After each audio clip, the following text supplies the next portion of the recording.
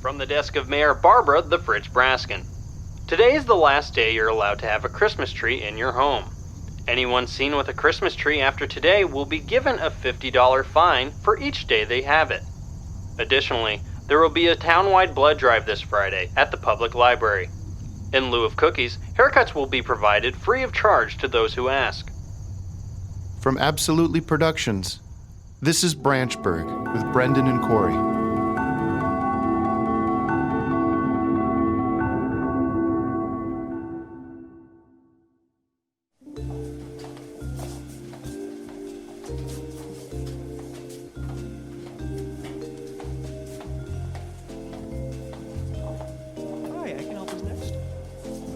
Hi, welcome to PNC Bank. What can I assist you with today?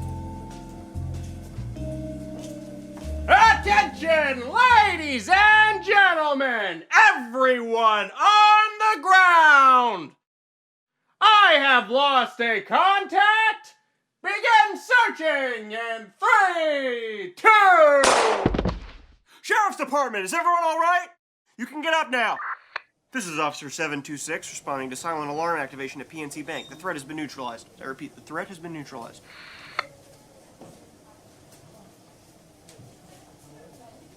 I found it! Oh, wait, no, that's my contact.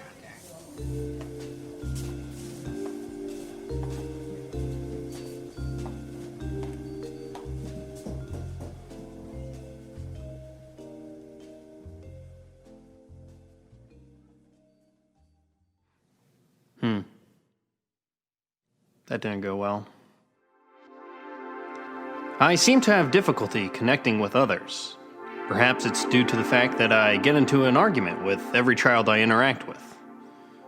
Maybe it stems from whenever I converse with adults, I use tickling as an expression of agreement. When loved ones sit me down to calmly explain why this is inappropriate, I lash out and bite them. Or perhaps it's because whenever I make love, I get distracted and begin pretending that I'm an airplane. I just can't help but make the sounds. It is hard finding common ground with people. Whenever I get into a disagreement with someone, I bend down and try to tie their shoes together. But I try to do nice things, like hold doors for people and insist they enter before me, despite it not being their destination at all. When they politely decline, I sprint past them, heading towards the next available door to open. Many people just don't give me a chance. Maybe because it's taken years of physical therapy to get me to walk upright, instead of crouching very low to the ground and swinging my arms back and forth as I walk.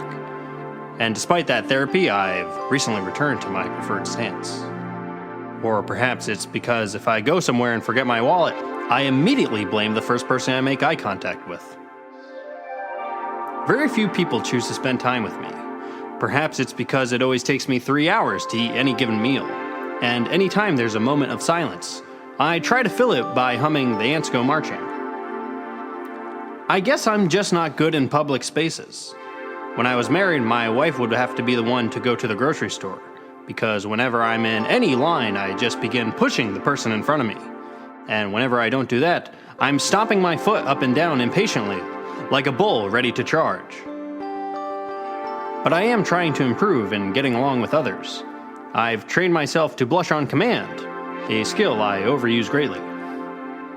But by all accounts, I live a pretty functional life, minus a few aspects that need improvement, like the fact that all my dreams take place in Tokyo, despite never visiting there once. I guess what I'm saying is, despite having my flaws, I'm worth it. I'm worth it.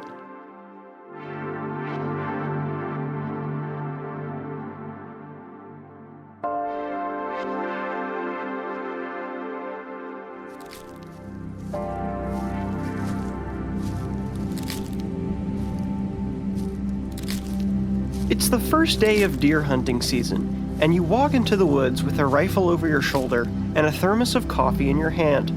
It's barely sunrise, yet the forest is full of your fellow hunters. You nod to them. They nod back. It's the kind of mutual respect that only two men holding guns can have for one another. You continue to walk, and soon there's only yourself left to nod at. About 2 miles into the woods is your tree stand, the one you and your father built all those years ago. He passed a while back, under mysterious circumstances, but you still remember everything he taught you about hunting deer. You take your spot in the tree, and soon, hours have passed. You stay perfectly still the whole time, only breaking your stillness to sip your coffee. With every sip, you burn your tongue, but you know better than to scream. Hunting deer is about patience, but it's also about silence. Patience and silence. Your father taught you that. More hours pass. It begins to get dark, and you wonder if maybe today just isn't your day. You decide to call it and take one final sip of your coffee before heading out. But just as you take that final sip, as if on cue, a deer appears. It's a buck, 7-pointer, 50 yards out. You smile. You carefully line up your shot. One false move could undo the entire day and send the deer running. You look through your scope. Up close, the animal appears even more majestic. You'll only get one shot at it, so you slow your breathing to not alter the trajectory of the bullet. Some find hunting barbaric, but surely even they could appreciate a moment like this. You're all lined up. It's time. You count backwards from 3, the way your father did. 3, 2, 1. But just as you're about to pull the trigger, something runs into the crosshairs. It's a group of 12 boys, all wearing Boy Scout uniforms. They can't be much older than 8, maybe 9. Before you can realize what's happening, they swarm the deer you are about to shoot and capture it in a big net. The deer desperately tries to escape, thrashing with all of its limbs, but the children move far too quickly and efficiently. You then notice that one of the boys is smiling directly at you. It's a jarring smile, as the boy possesses an uncanny ability to brandish all of his teeth at once. How did he know you were here? But before you can say anything, he turns away, and he and his group carry the live deer on their backs deep into the forest. They move like a group of ants carrying a large breadcrumb. In all, this whole process took them no more than 30 seconds. You slowly put your rifle down. Your father never prepared you for this. Was this how he died? Your heart is beating 1,000,000 miles a second, and you think you're about to pass out. You finally take a few deep breaths, climb down from the tree, and walk out of the woods. You pass one of your fellow hunters on the way, and you try to tell him what you saw, but you can't even begin to formulate the words. It's too raw. No head nods are exchanged. You sit inside your car without moving for at least an hour. The event replays in your head over and over, and when you finally do restart the car, you've reached the conclusion that you hope to never see another child for as long as you live. You drive home like a zombie. When you finally arrive, your wife greets you at the door. She hugs you and tells you she has incredible news. She's pregnant. She's so excited that she begins crying. The two of you had been trying to have kids for the better part of 3 years, but all you can do now is wince. You quickly try to recalibrate and match her enthusiasm, but the image of 12 small boys carrying away a live, fully conscious deer in a net, the animal flailing around on its back, its legs kicking in the air, can't leave your mind. At least not now. Thankfully, she doesn't seem to notice. You can't let her know what you saw. Or can you? Should you? You decide to address it in the morning and go to sleep. You have a dream where the Boy Scouts capture you in a big net, and the one who smiled at you earlier now wears a shirt that says, "My child." You wake up in a cold sweat. You know you won't be able to fall back asleep, so you walk outside to get the newspaper. The top headline that day is, "Boy Scout Troop 191 captures deer."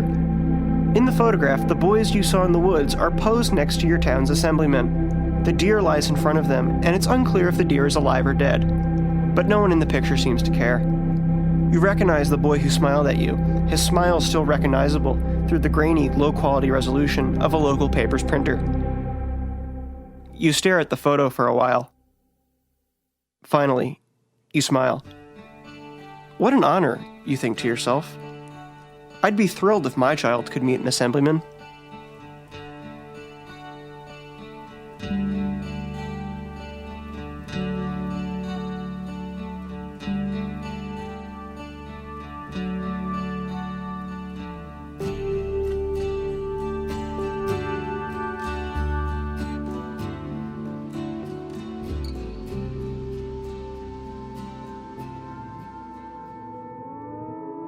Hey, man, how you been?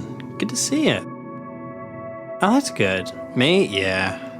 I gotta wear this orthopedic boot. Broke it skiing, so. My doctor also prescribed me to wear these jumbo-sized pants, so that way my body proportions stay consistent. He doesn't want me drawing attention to the boot. So, yeah, it's just these pants, and there's a little fan inside to keep them inflated. This extra puffy jacket, that's just down, and, oh, well, this is a wig. Gotta keep the head size consistent, too. There's a few face prosthetics, so that's a lot to get into, but usually do about 2-3 hours of prosthetics in the morning. Showering is pretty tough, but should be getting the boot off in about 6 weeks, though, so maybe I'll keep the wig. No, definitely not. I wouldn't do that. Oh, okay. Yeah, great seeing you, man.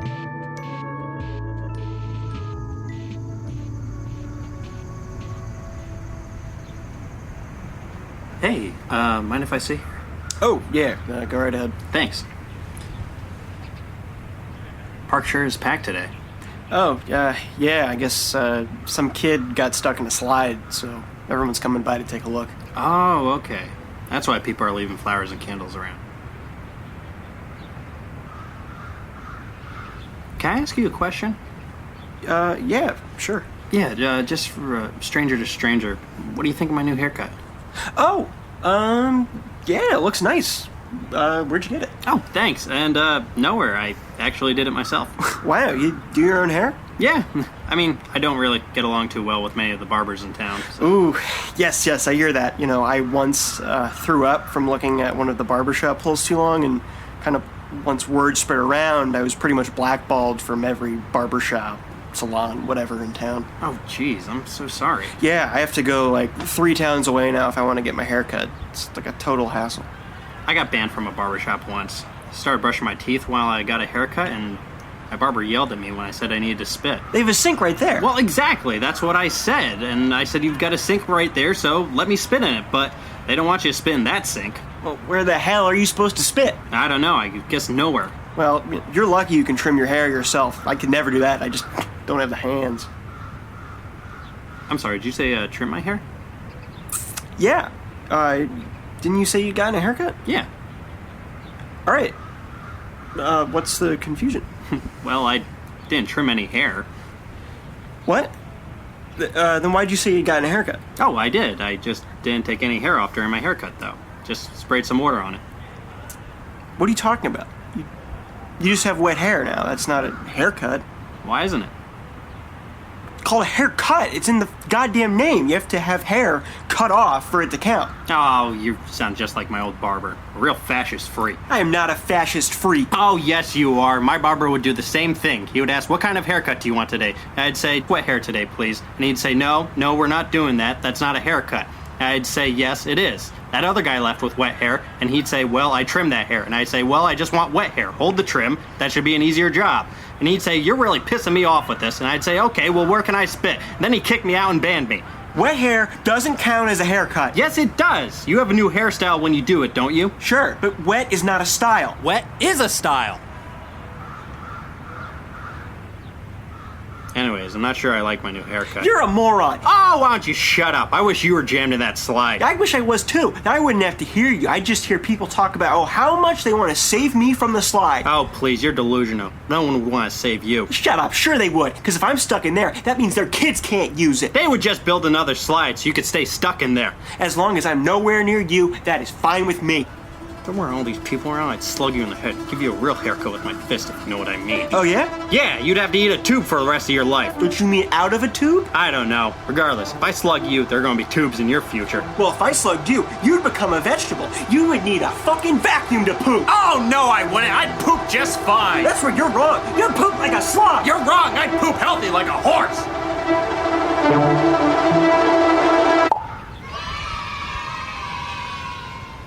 Hey, that kid popped out of the slide. Better go congratulate him. Yeah, all right.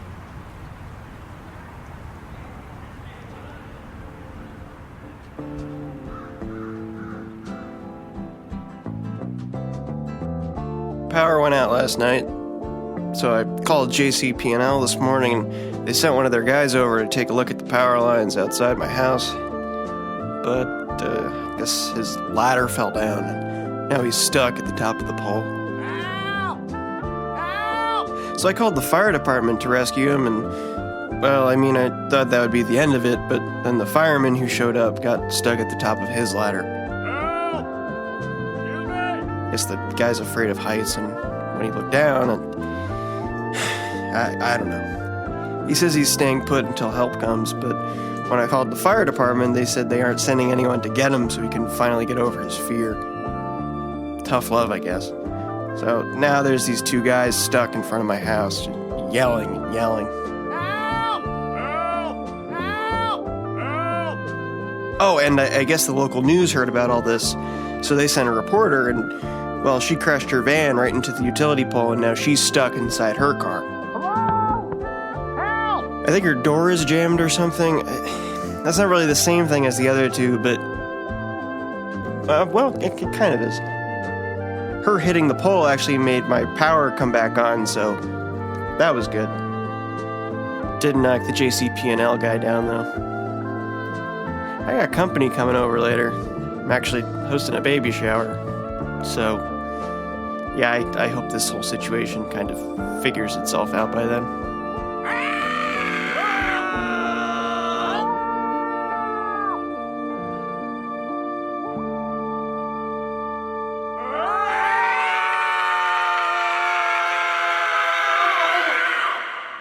Thanks for listening. Please subscribe to This is Branchburg with Brendan and Cory. They'll be glad you did.